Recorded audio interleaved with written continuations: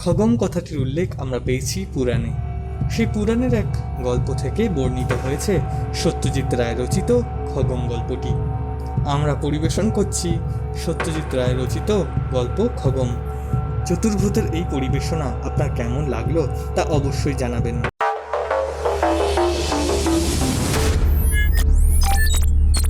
আপনারা শুনছেন চতুর্ভুত, বাংলা সাহিত্যের সেরা ভৌতিক সম্ভার দিয়ে সাজানো আমাদের এই ইউটিউব চ্যানেল। আমাদের চ্যানেল এবং আমাদের নিবেদন যদি আপনার ভালো লেগে থাকে তাহলে অবশ্যই সাবস্ক্রাইব করুন, শেয়ার করুন, লাইক করুন এবং আপনার মূল্যবান মতামত আমাদের জানান। আপনাদের সাহচর্য এবং ভালোবাসা পেলে আগামী দিনে আমরা আরও ভালো কিছু করতে পারব। আজকের গল্প সত্যজিৎ রায় রচিত খগম।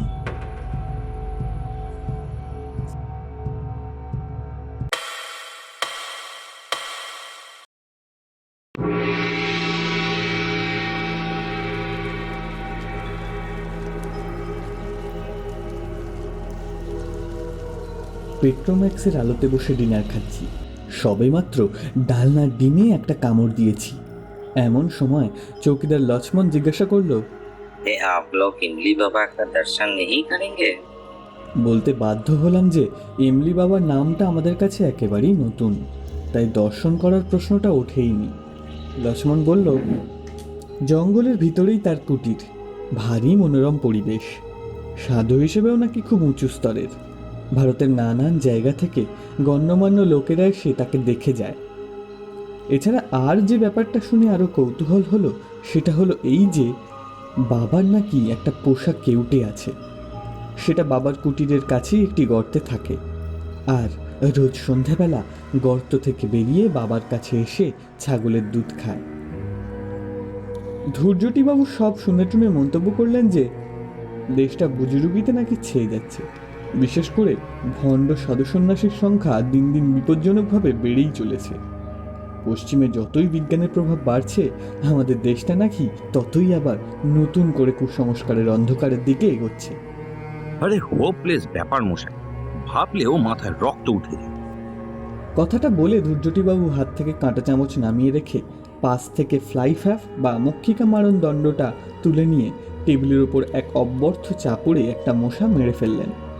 ভদ্রলোকের বয়স 45 থেকে 50-এর মধ্যে, বেঁটে রোগা ফর্সা চোখা চোখা চেহারা, চোখ দুটো রীতিমতো কটা। আমার সঙ্গে আলাপ এই ভরতপুরে এসে। আমি এসেছি আগ্রা হয়ে, যাব জয়পুরে মেজদার কাছে 2 হপ্তাহ ছুটি কাটাতে। এখানে এসে ডাকবাংলোয় বা ট্যুরিস্ট লজে জায়গা না পেয়ে শেষটায় অনেক কাঠখড় পুড়িয়ে শহরের বাইরে এই ফরেস্ট রেস্ট হাউসে এসে উঠেছি। তাতে অবশ্য আক্ষেপের কিছু নেই, কারণ জঙ্গলে ঘেরা রেস্ট হাউসে থাকার মধ্যে বেশ একটা রোমাঞ্চকর আরাম আছে। ধৈর্যটিবাবু আমার একদিন আগে এসেছেন, কেন এসেছেন তা এখনো খুলে বলেননি, যদিও নিছক বেড়ানো ছাড়া আর কোনো কারণ থাকতে হবে এমন কোনো কথা নেই। আমরা দুজনে একই জিপে ঘোরাফেরা করছি। কাল এখান থেকে 22 মাইল পূবে দিক বলে এক জায়গায় গেছিলাম, সেখানকার কেল্লা আর প্রাসাদ দেখতে। ভরতপুরের কেল্লাও আজ সকালে দেখা হয়ে গিয়েছে, আর বিকালে গিয়েছিলাম কেওলা দেবের ঝিলে পাখির আস্তানা দেখতে। সে এক অদ্ভুত ব্যাপার। 7 মাইলের ওপর লম্বা ঝিল, তার মাঝে ছোট ছোট দ্বীপের মতো ডাঙা মাথা উঁচিয়ে রয়েছে, আর সেই ডাঙার প্রত্যেকটিতে রাজ্যের পাখি এসে জড়ো হয়েছে। তার অর্ধেকের বেশি আমি কোনো কালে চোখেই দেখিনি। আমি অবাক হয়ে পাখি দেখছি, আর ধৈর্যটিবাবু ক্ষণে ক্ষণে গজগজ করে উঠছেন, আর হাত দুটোকে অস্থিরভাবে এদিক ওদিক নাড়িয়ে মুখের আশপাশ থেকে উঁকি সরাবার চেষ্টা করছেন। উঁকি হলো একরকম ছোট পোকা, ঝাঁকে ঝাঁকে এসে মাথার চারপাশে ঘোরে আর নাকে মুখে বসে। তবে পোকাগুলো এতই ছোট যে তাদের অনায়াসে অগ্রাহ্য করে থাকা যায়। কিন্তু ধৈর্যটিবাবু দেখলাম বারবার বিরক্ত হয়ে উঠছেন। এত অধৈর্য হলে কি চলে? 8:30টার সময় খাওয়া শেষ করে সামনের বারান্দায় বেতের চেয়ারে বসে চাঁদনি রাতে জঙ্গলের শোভা দেখতে দেখতে ধৈর্যটিবাবুকে বললাম, ওই যে সাধুবাবাকে বলছিল, যাবেন নাকি দেখতে? ধৈর্যটিবাবু তার হাতের সিগারেটটা একটা ইউক্যালিপটাস গাছের গুঁড়ির দিকে তাক করে ছুঁড়ে ফেলে বললেন, কেউটে পোষ মানে না, মানতে পারে না। সাপ সম্বন্ধে আমার যথেষ্ট জ্ঞান আছে। ছেলেবেলায় জলপাইগুড়িতে থাকতাম, নিজের হাতে অজস্র সাপ মেরেছি। কেউটে হচ্ছে বিভৎস শয়তান সাপ, পোষ মানানো অসম্ভব। কাছেই সাধু বাবার খবরটা অতটা সত্যি সে বিষয়ে যথেষ্ট সন্দেহ আছে। আমি বললাম, কাল তো বিকেলে এমনিতে কোনো প্রোগ্রাম নেই, সকালে ওই বায়ানের কেল্লা দেখে আসার পর থেকেই তো ফ্রি। আপনার বুঝি সাধু সন্ন্যাসীদের ওপর খুব ভক্তি? প্রশ্নটার পিছনে বেশ একটা খোঁচা রয়েছে সেটা বুঝতেই পারলাম, কিন্তু আমি জবাবটা দিলাম খুব সরলভাবেই। ভক্তির কথা আর আসছে কি করে, কারণ সাধু সঙ্গের তো কোনো সুযোগই হয়নি এখনো পর্যন্ত। তবে কৌতূহল যে আছে সেটা অস্বীকার করব না। আমারও ছিল এককালে, কিন্তু একটা অভিজ্ঞতার পর আর। অভিজ্ঞতাটা হলো ধৈর্যটিবাবুর নাকি ব্লাড প্রেশারের ব্যারাম। বছর 10 আগে তার জ্যাঠামশাইয়ের পাল্লায় পড়ে তিনি এক সাধু বাবার দেওয়া টোটকা ওষুধ খেয়ে নাকি 7 দিন ধরে অসহ্য পেটের যন্ত্রণায় ছটফট করেছিলেন। হ্যাঁ, তার ফলে তার রক্তের চাপও নাকি গিয়েছিল বেড়ে। সেই থেকে ধৈর্যটিবাবুর ধারণা হয়েছে ভারতবর্ষের 90% সাধুই হচ্ছে আসলে ভণ্ড সাধু। ভদ্রলোকের বাবা বিদ্বেষটা বেশ মজার লাগছিল, তাই তাকে খানিকটা উস্কানোর জন্যই বললাম, কিউটের পোষ মানার কথা যে বলছেন, তা আপনি পোষ মানাতে পারবো না নিশ্চয়ই, কিন্তু হিমালয়ের কোনো কোনো সাধু তো শুনেছি একেবারে বাঘের গুহায় বাঘের সঙ্গে একসঙ্গে বাস করে। শুনেছেন তো, দেখেছেন কি? স্বীকার করতেই হলো যে দেখিনি। দেখবেন না, এ হলো আষাঢ়ে গপ্পর দেশ। শুনবে অনেক কিছু, কিন্তু দেখতে চাইলে দেখতে পাবেন না।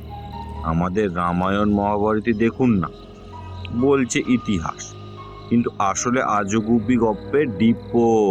রাবণের নাকি 10টা মাথা, হনুমান লেজে আগুন দিয়ে লঙ্কা পুড়াচ্ছে, ভীমের অ্যাপিটাইট, ঘটোৎকচ, হিড়িম্বা, পুষ্পগ্রথ, কুম্ভকর্ণ, এগুলোর চেয়ে বেশি ননসেন্স আর আছে কিছু? আর সাধু সন্ন্যাসীদের ভণ্ডামির কথা যদি বলে, সে তো সব পুরাণ থেকেই শুরু হয়েছে। অথচ সারা দেশের শিক্ষিত অশিক্ষিত লোকে একদিন ধরে সব গিলে খাচ্ছে। বায়ানের কেল্লা দেখে রেস্ট হাউসে ফিরে লাঞ্চ ও বিশ্রাম সেরে ইমলি বাবার ডেরায় পৌঁছতে আমাদের 4টে বেজে গেল। ধৈর্যটি বাবু ও ব্যাপারে আর আপত্তি করেননি, হয়তো তার নিজেরও বাবা সম্পর্কে একটু কৌতূহল হচ্ছিল। জঙ্গলের মধ্যে একটা দিব্যি পরিষ্কার খোলা জায়গায় একটা বিরাট তেঁতুল গাছের নিচে বাবার কুটির। গাছের থেকেই বাবার নামকরণ, আর সেটা করেছে স্থানীয় লোকেরা। বাবার আসল নাম কি তা কেউ জানে না। খেজুর পাতার ঘরে একটা মাত্র চেলা নিয়ে ভাল্লুকের ছালের ওপর বসে আছেন বাবা। চেলাটির বয়স অল্প, বাবার বয়স কত তা বোঝার জো নেই। সূর্য ডুবতে এখনো ঘণ্টাখানেক বাকি, কিন্তু তেঁতুল গাছের ঘন ছাউনির জন্য এ জায়গাটা এখনই বেশ অন্ধকার। কুটিরের সামনে ধুনি জ্বলছে, বাবার হাতে গাঁজার কলকে। ধুনির আলোতেই দেখলাম কুটিরের এক পাশে একটা দড়ি টাঙানো, তাতে একটা গামছা আর একটা কৌপিন ছাড়া ঝোলানো রয়েছে গোটা 10 সাপের খোলস। আমাদের দেখে বাবা কলকের ফাঁক দিয়ে একটু হাসলেন।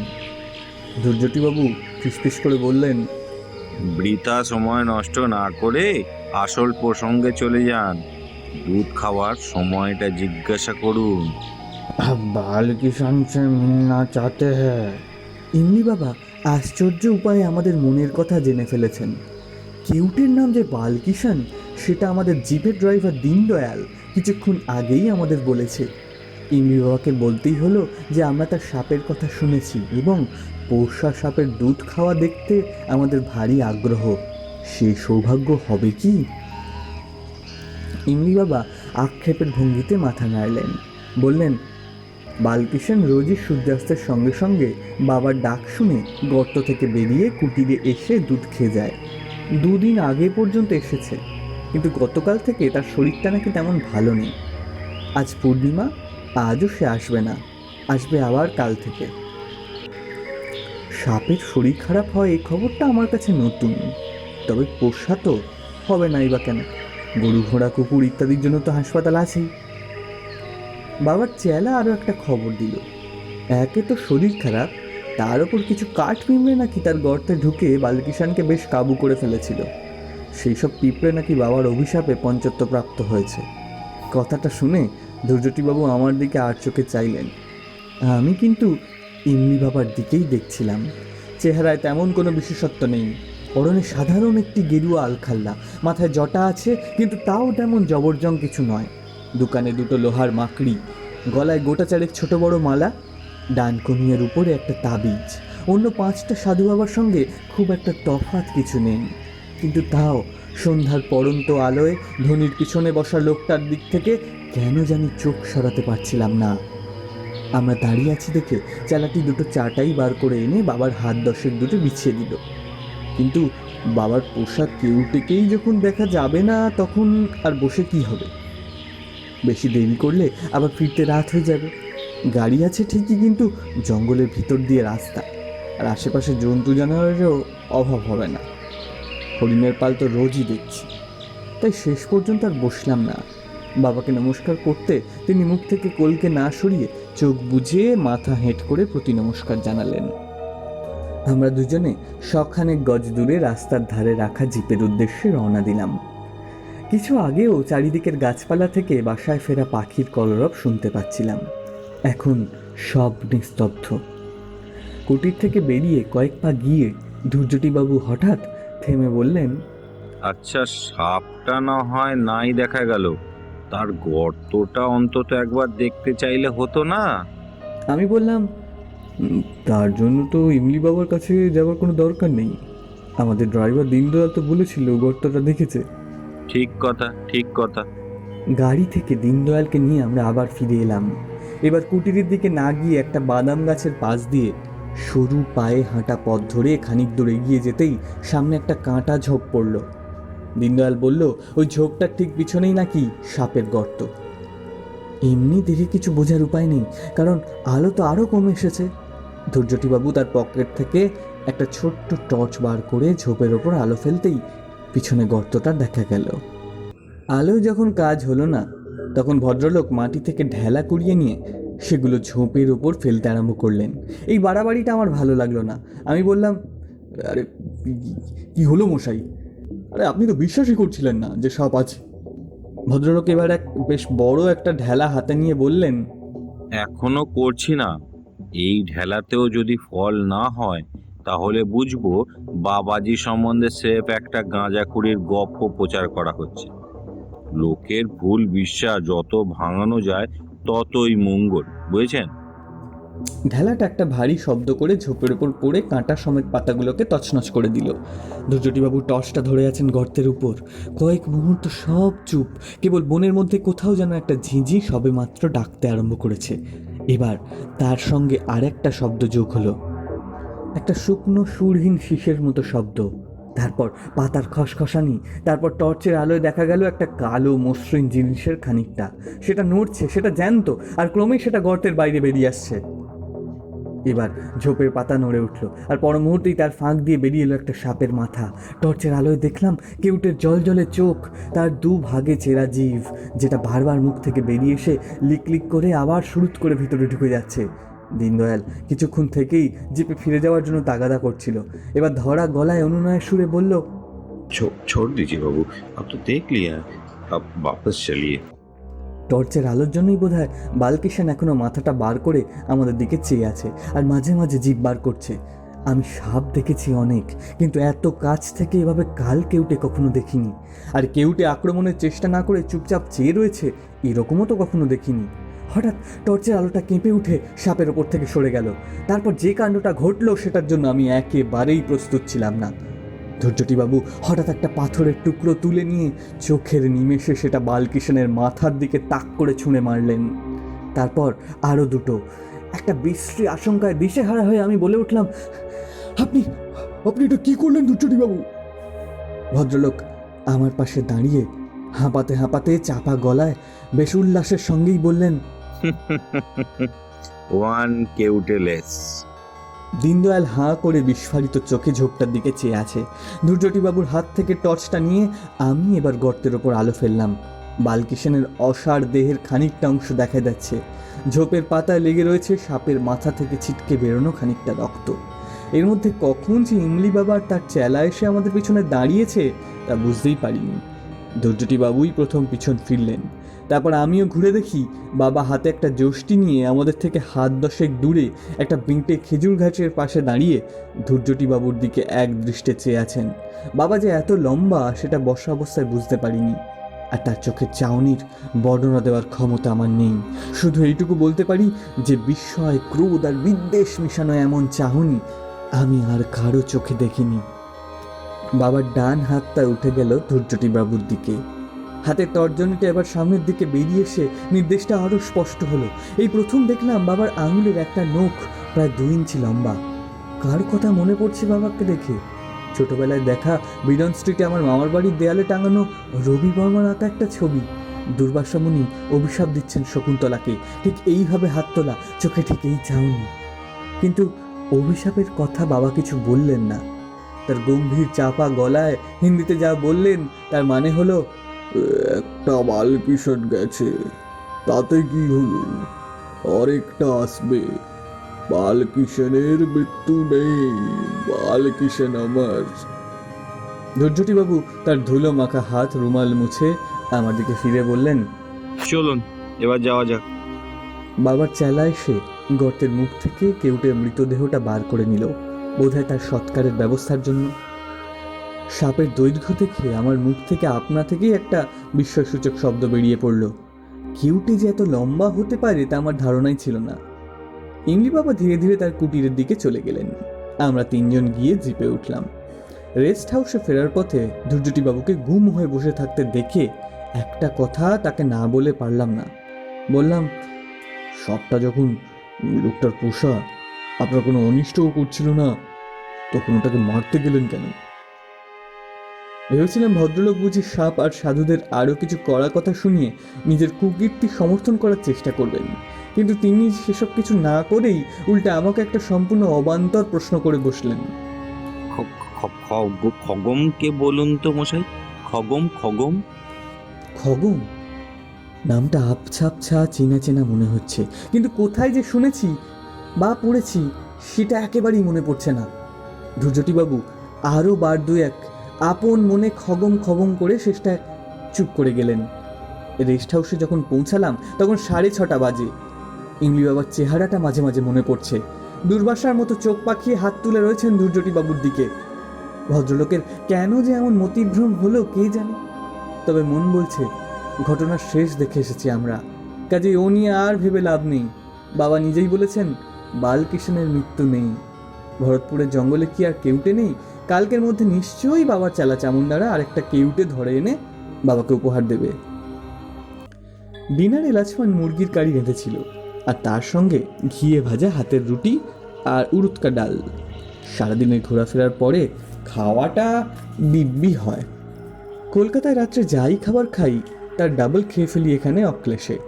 ধৈর্যটি বাবু ছোটোখাটো মানুষ হলে কি হবে, তিনিও বেশ ভালোই খেতে পারেন, কিন্তু আজ যেন মনে হচ্ছে ভদ্রলোকের খিদে নেই। শরীর খারাপ লাগছে কিনা জিজ্ঞাসা করাতে কিছু বললেন না। আমি বললাম, আপনি কি বালকিশনের কথা ভেবে একটু আক্ষেপ করছেন? ধৈর্যটি বাবু আমার কথায় মুখ খুললেন বটে, কিন্তু যা বললেন সেটাকে আমার প্রশ্নের উত্তর বলা চলে না। পেট্রোম্যাক্সের দিকে এক দৃষ্টি তাকিয়ে থেকে ভদ্রলোকের গলাটাকে ভীষণ সরু আর মোলায়েম করে বললেন, সাপটা ফিস ফিস ফিস ফিস করছিল, ফিস ফিস করছিল। আমি হেসে বললাম, ফিস ফিস না পোঁছমোষ? ধৈর্যটি বাবু আলোর দিক থেকে চোখ না সরিয়ে মাথা নেড়ে বললেন, না না না মশাই, ফিস ফিস ফিস ফিস, সাপের ভাষায় সাপের শীষ, ফিস ফিস ফিস ফিস। কথাটা বলে ভদ্রলোক নিজেই জিভের ফাঁক দিয়ে সাপের শীষের মতো শব্দ করলেন কয়েকবার। তারপর আবার ছড়া কাটার ভঙ্গিতে মাথা নেড়ে বললেন, সাপের ভাষায় সাপের শীষ, ফিস ফিস ফিস ফিস, বালকিশনের বিষম বিষ, ফিস ফিস ফিস ফিস। এটা কি ছাগলের দুধ? শেষ কথাটা অবশ্যই ছড়ার অংশ নয়, সেটা হলো সামনের প্লেটে রাখা পুডিংকে উদ্দেশ্য করে। লক্ষ্মণ শুধু দুধটা বুঝে ছাগল টাগল না বুঝেই বলল, আরে দুধ আর ডিম দিয়ে যে পুডিং হয় সেটা কে না জানে। দুর্জটিবাবু লোকটাই স্বভাবত একটু খামখেয়ালি চিটগ্রস্ত, কিন্তু ওর আজকের হাবভাবটা একটু বাড়াবাড়ি বলে মনে হচ্ছিল। তিনি নিজেই হয়তো সেটা বুঝতে পেরে যেন জোর করে নিজেকে সামলে নিয়ে বললেন, বড্ড বেশি রোদে ঘোরা হয়ে যাচ্ছে কদিন, তাই বোধহয় মাথাটা কাল থেকে একটু সাবধান হতে হবে। আজ শীতটা বেশ চাঁকিয়ে পড়েছে, তাই খাওয়ার পরে আর বাইরে না বসে ঘরে গিয়ে আমার সুটকেসটা গোছাতে লাগলাম। কাল সন্ধ্যার ট্রেনে ভরতপুর ছাড়বো। মাঝরাত্রিরে সোয়াই মাধবপুরে চেঞ্জ, ভোর 5টায় জয়পুর পৌঁছানো। অন্তত এটাই ছিল আমার প্ল্যান, কিন্তু সেই প্ল্যান ভেস্তে গেল।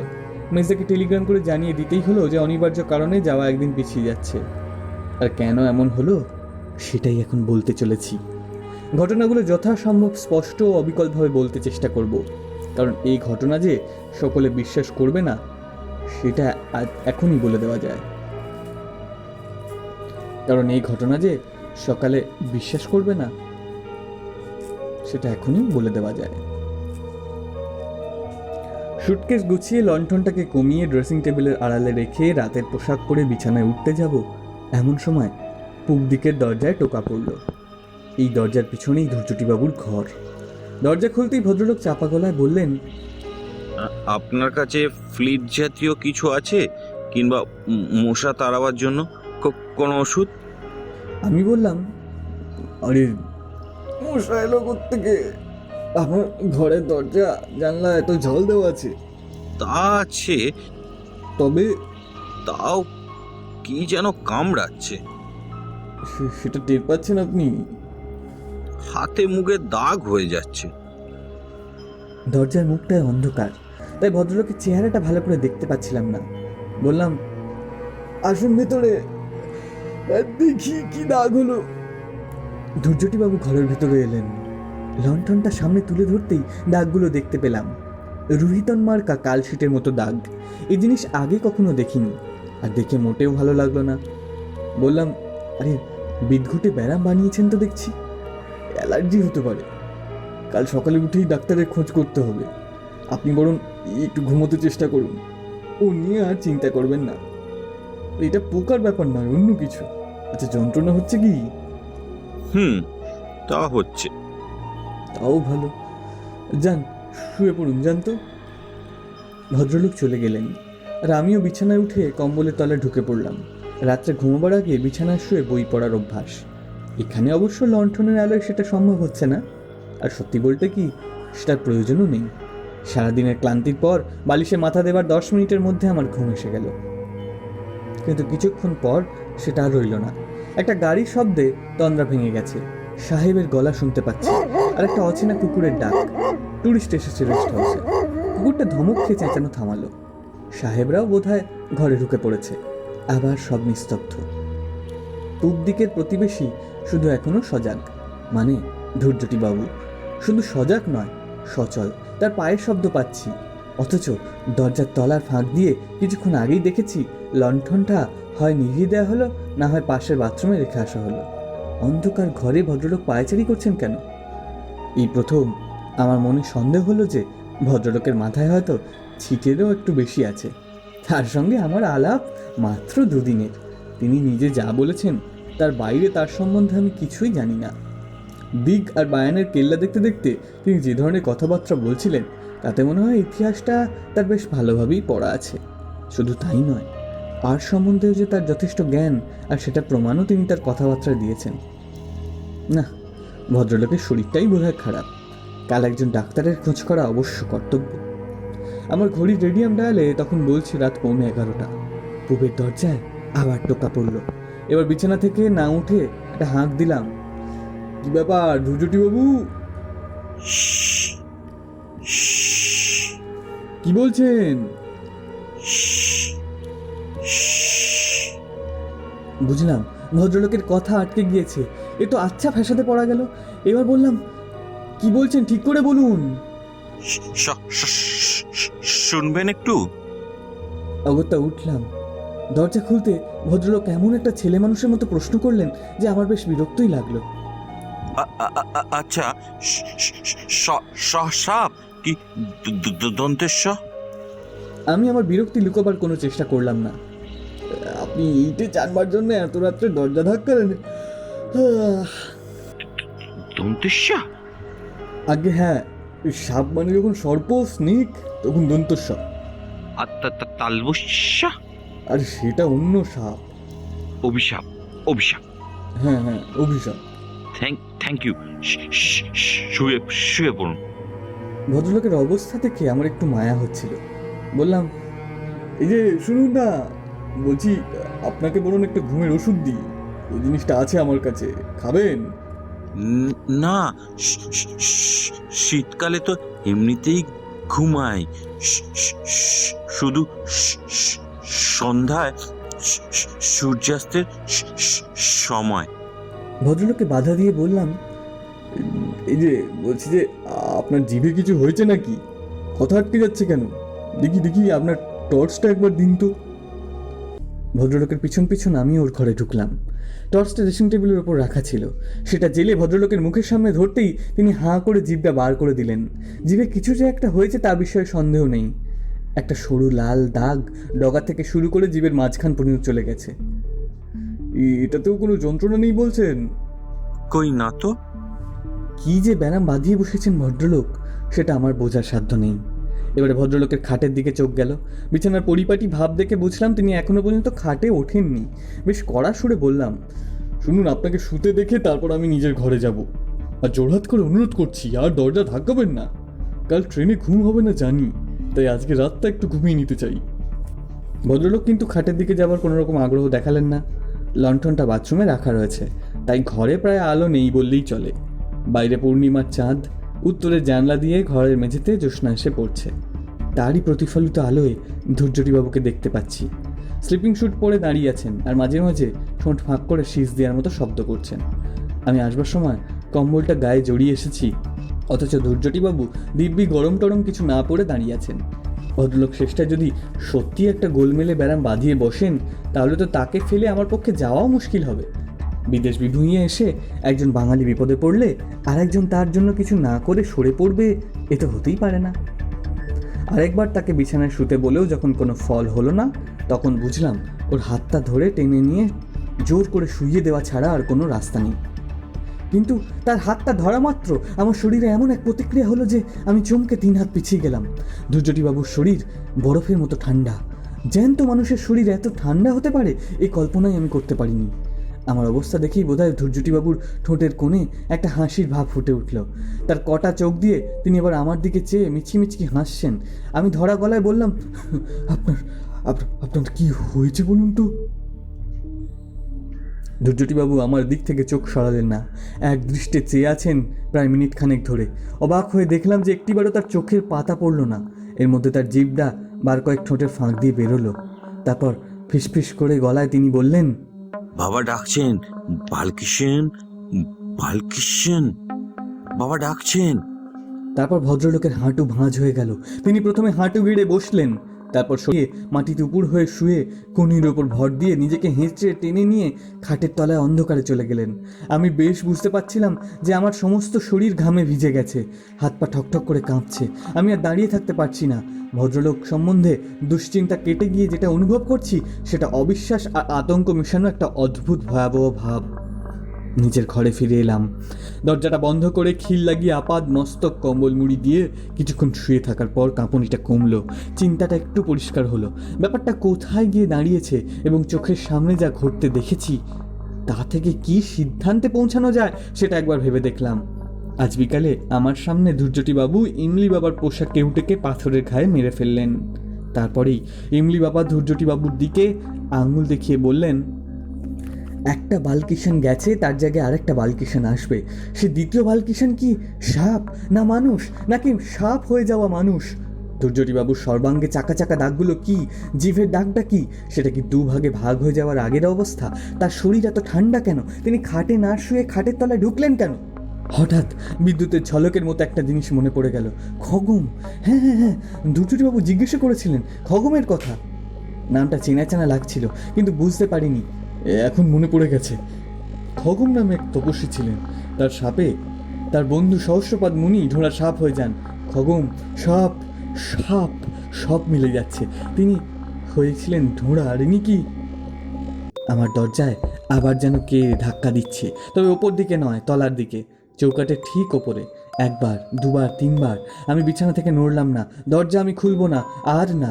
আওয়াজ বন্ধ হলো। আমি দম বন্ধ করে কান পেতে আছি। এবার কানে এলো শীষের শব্দ। দরজার কাছ থেকে ক্রমে সেটা দূরে সরে গেল। এবার আমার নিজের হৃৎস্পন্দন ছাড়া আর কোনো শব্দ নেই। আর্তনাদ ক্রমে মিলিয়ে এসে আবার নিস্তব্ধতা। 10 মিনিট গেল। ঘড়ি দেখলাম 1:45। ঘুম যে কোথায় উধাও হয়েছে জানি না। চাঁদ বোধহয় ঠিক মাথার উপরে। একটা দরজা খোলার শব্দ। পাশের ঘরে ধূর্যটিবাবু বারান্দায় যাওয়ার দরজাটা খুলেছেন। আমার ঘরের যেদিকে জানলা, বারান্দায় যাওয়ার দরজাও সেই দিকে। ধূর্যটিবাবুর ঘরেও তাই। বারান্দা থেকে নেমে 20 হাত গেলেই গাছপালা শুরু হয়। ধূর্যটিবাবু বারান্দায় বেরিয়েছেন। কোথায় যাচ্ছেন তিনি? কি মতলব তার? আমি এক দৃষ্টে জানলার দিকে চেয়ে রইলাম। শীষের শব্দ পাচ্ছি, সেটা ক্রমশ বাড়ছে। এবার সেটা ঠিক আমার জানলার বাইরে। জানলাটা ভাগ্যিস জালে ঢাকা, নইলে একটা কি যেন জিনিস জানলার তলার দিক থেকে উপরে উঠছে। খানিকটা উঠে থেমে গেল। একটা মাথা, লণ্ঠনের আবছা আলোয় দুটো জলজলে কটা চোখ, নিষ্পলক দৃষ্টিতে চোখ দুটো আমার দিকে চেয়ে আছে। প্রায় মিনিট খানেক এইভাবে থাকার পর একটা কুকুরের ডাক শোনা মাত্র মাথাটা বাঁ দিকে ঘুরে পরক্ষণেই আবার নিচের দিকে নেমে অদৃশ্য হয়ে গেল। কুকুরটা ডাকছে, পরিত্রাহী চিৎকার। এবার একটা ঘুম জড়ানো সাহেবী গলায় ধমকের আওয়াজ পেলাম। একটা কাতর গঙ্গানির সঙ্গে কুকুরের ডাকটা থেমে গেল। তারপর আর কোনো শব্দ নেই। কানের মধ্যে আজই রাত্রে শোনা একটা ছড়া বারবার ফিরে আসছে। সাপের ভাষায় সাপের শীষ, ফিস ফিস ফিস ফিস, বালকিশনের বিষম বিষ, ফিস ফিস ফিস ফিস। ক্রমে সেই ছড়াটাও মিলিয়ে এলো। বুঝতে পারলাম একটা ঝিমঝিমে অবসন্ন ভাব আমাকে ঘুমের দিকে টেনে নিয়ে যাচ্ছে। ঘুম ভাঙল সাহেবদের চেঁচামেচিতে। ঘড়িতে দেখি 6:10। কিছু একটা গন্ডগোল বেঁধেছে। তাড়াতাড়ি উঠে গায়ে একটা গরম কাপড় চাপিয়ে বাইরে এসে শ্বেতাঙ্গ আগন্তুকদের সাক্ষাৎ পেলাম। 2 যুবক, আমেরিকান, ডাকনাম ব্রুস আর মাইকেল। তাদের পোষা কুকুরটা কাল রাত্রে মারা গেছে। কুকুরটাকে নিজেদের ঘরে নিয়েই শুয়েছিল, তবে ঘরের দরজা বন্ধ করেনি। ওরা সন্দেহ করেছে রাত্রে বিছে বা সাপ জাতীয় বিষাক্ত কিছু একটা কামড়ানোর ফলেই এই দশা। মাইকেলের ধারণা কাঁকড়া বিছে, কারণ শীতকালে সাপ বেরোয় না, সেটা সকলেই জানে। নানা রকম আশঙ্কা মনের মধ্যে ঘুরপাক খাচ্ছে। তারই মধ্যে দেখলাম ধূর্যটিবাবুর ঘরের দরজা খোলা রয়েছে, ভদ্রলোক ঘরে নেই। লক্ষ্মণ ভোর 5:30টায় উঠে উনুন ধরিয়ে চায়ের জল গরম করে। সে বলল সেও ধূর্যটিবাবুকে দেখেনি। আমি ভাবলাম যে করেই হোক ভদ্রলোককে খুঁজে বার করতে হবে। পায়ে হেঁটে আর কতদূর যাবেন তিনি? তবে পাশের জঙ্গলে অনেক খোঁজাখুঁজি করেও তার কোনো খোঁজ পাওয়া গেল না। 10:30টায় জিপ এলো। আমি ড্রাইভারকে বললাম, বলছি শোনো, ওই পোস্ট অফিস যাবো, বুঝলে, জয়পুরে টেলিগ্রাম করতে হবে। ধূর্যটিবাবুর রহস্য সমাধান না করে ভরতপুর ছাড়া যাবে না। মেজদাকে টেলিগ্রাম করে ট্রেনের টিকিট পিছিয়ে রেস্ট হাউসে ফিরে এসে শুনলাম তখনও পর্যন্ত ধূর্যটিবাবুর কোনো খবর পাওয়া যায়নি। আমেরিকান দুটি তাদের মরা কুকুরটাকে কবর দিয়ে এর মধ্যেই তল্পিতল্পা গুটিয়ে উধাও। ড্রাইভারকে বললাম, ইমলি বাবার কাছে চলো তো। কাল যেমন সময় এসেছিলাম আজও প্রায় সেই একই সময় গিয়ে পৌঁছালাম বাবার কুটিরে। বাবা কালকের মতোই ধুনি জ্বালিয়ে বসে আছেন। শিষ্য আজ আরও দুটি বেড়েছে, তার মধ্যে একজন মাঝবয়সী, অন্যজন ছোকরা। বাবা আমাকে দেখেই ঘাড় বেঁকিয়ে নমস্কার জানালেন। কালকে সেই ভস্য করা চাহনির সঙ্গে আজকে চাহনির কোনো মিল নেই। আমি আর সময় নষ্ট না করে বাবাকে সরাসরি জিজ্ঞাসা করলাম, আমার সঙ্গে কাল যে ভদ্রলোকটি এসেছিলেন তার কি কোনো খবর দিতে পারেন? বাবার মুখ প্রসন্ন হাসিতে ভরে গেল। বললেন, খবর আছে বই কি, তোমার দোস্ত আমার আশা পূর্ণ করেছে। সে আমার বালকিশানকে ফিরিয়ে এনেছে। এই প্রথম চোখে পড়ল বাবার ডান পাশে রাখা রয়েছে একটি পাথরের বাটি। সেই বাটিতে যে সাদা তরল পদার্থটা রয়েছে সেটা দুধ ছাড়া আর কিছুই নয়। কিন্তু সাপ আর দুধের বাটি দেখতে তো আমি এতদূর আসিনি। আমি এসেছি ধূর্যটি প্রসাদ বসুর খোঁজে। লোকটা তো আর হাওয়ায় মিলিয়ে যেতে পারে না। তার অস্তিত্বের একটা চিহ্নও যদি দেখতে পেতাম তবু খানিকটা নিশ্চিন্ত হওয়া যেত। ইমলি বাবা মানুষের মনের কথা বুঝে ফেলতে পারেন, এটা আমি আগেও দেখেছি। গাঁজার কলকাতায় বড় রকমের একটা টান দিয়ে সেটা পাশের পৌঢ় চালার হাতে চালান দিয়ে বললেন, তোমার বন্ধুকে তো তুমি আগের মতো ফিরে পাবে না, তবে তার স্মৃতিচিহ্ন সে রেখে গেছে। সেটা তুমি বালকিশানের ডেরার 50 পা দক্ষিণে পাবে। সাবধানে যেও, অনেক কাটা গাছ পড়বে পথে। বাবার কথা মতো গেলাম বালকিশনের গর্তের কাছে। সে গর্তে এখন সাপ আছে কিনা সেটা জানার আমার বিন্দুমাত্র কৌতূহল নেই। আকাশে ডুবুডুবু সূর্যের দিকে চেয়ে হিসেব করে দক্ষিণ দিক ধরে এগিয়ে গেলাম। ঘাস, কাঁটা ঝোপ, পাথরের টুকরো আর চোর কাঁটার ভিতর দিয়ে গুনে গুনে 50 পা এগিয়ে গিয়ে একটা অর্জুন গাছের গুঁড়ির ধারে যে জিনিসটা পড়ে থাকতে দেখলাম, সেরকম জিনিস এই কয়েক মিনিট আগে এমনি বাবার কুটিরে দড়ি থেকে ঝুলতে দেখে এসেছি। সেটা একটা খোলস, সারা খোলসের ওপর রুহিতন মার্কা নকশা। সাপের খোলস কি? না, তা নয়। সাপের শরীর কি এত চওড়া হয়? আর তার দুপাশ দিয়ে ওই দুটো কি হাত, আর তলা দিয়ে কি একজোড়া পা বেরোয়? আসলে এটা একটা মানুষের খোলস। সেই মানুষটা এখন আর মানুষ নেই। সে এখন ওই গর্তটার মধ্যে কুণ্ডলি পাকিয়ে শুয়ে আছে। সে জাতে কেউটে, তার দাঁতে বিষ। ওই যে তার শীষ শুরু হলো, ওই যে এখন সূর্য ডুবছে, ওই যে ইমলি বাবা ডাকছে, ভালকিষান, ভালকিষান, ভালকিষান।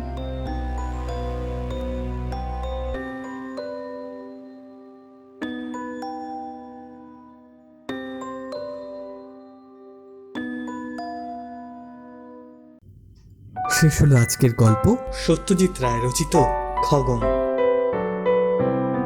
আপনাদের কেমন লাগলো তা অবশ্যই কমেন্ট করে জানান। আর আগামী দিনে আমরা চতুর্ভূতে নিয়ে আসবো আরও নানা ভৌতিক গল্প। আমাদের সঙ্গে থাকুন। আজকের মতো এখানেই শেষ করছি। নমস্কার।